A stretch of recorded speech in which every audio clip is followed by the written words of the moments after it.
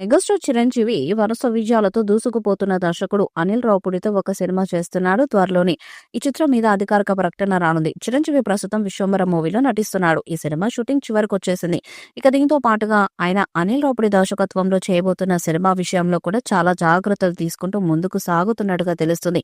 తాజాగా అనిల్ రావుపూడి చేసిన సంక్రాంతికొస్తున్నాం సినిమా రికార్డును క్రియేట్ చేస్తుంది. దాంతో రాజమౌళి తర్వాత వరుసగా 8 విజయాలు సాధించిన డైరెక్టర్ గా రికార్డును క్రియేట్ చేశాడు అనిల్ రావుపూడి.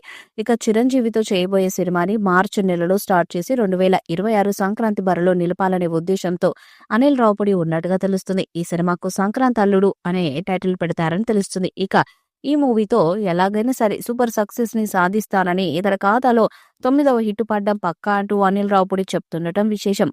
మరి చిరంజీవిని చాలా కొత్తగా ప్రజెంట్ చేస్తారని అనిల్ రావుపూడి చెప్తున్నాడు. దాంతో చిరంజీవితో ఎలాంటి సినిమా చేయబోతున్నాడని ఫ్యాన్స్ ఎదురు చూస్తున్నారు. ఈ సినిమా కూడా తన గత సినిమాల మాదిరిగానే రొటీన్ ఫార్ములాలో ఉంటుందా, లేదంటే కొత్తగా ఏదైనా ప్రజెంట్ చేయాలనే ప్రయత్నం చేస్తున్నాడా అనేది కూడా తెలియాల్సి ఉంది. ఇప్పటికే అనిల్ రావుపూడి చేసిన 8 సినిమాలు సూపర్ సక్సెస్ గా నిలవటంతో ఆయన చేయబోతున్న సినిమాల మీద ప్రేక్షకులకు విపరీతమైన అంచనాలైతే పెరిగిపోయాయి.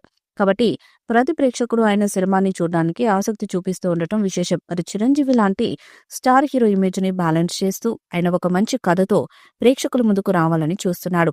ఇక ప్రస్తుతం ఆయన సంక్రాంతికి వస్తున్నాం సినిమాతో సూపర్ సక్సెస్ ని అందుకున్న నేపథ్యంలో మెగాస్టార్ చిరంజీవి అతనికి ఫోన్ చేసి అతనికి కంగ్రాట్స్ చెప్పినట్టుగా తెలుస్తుంది.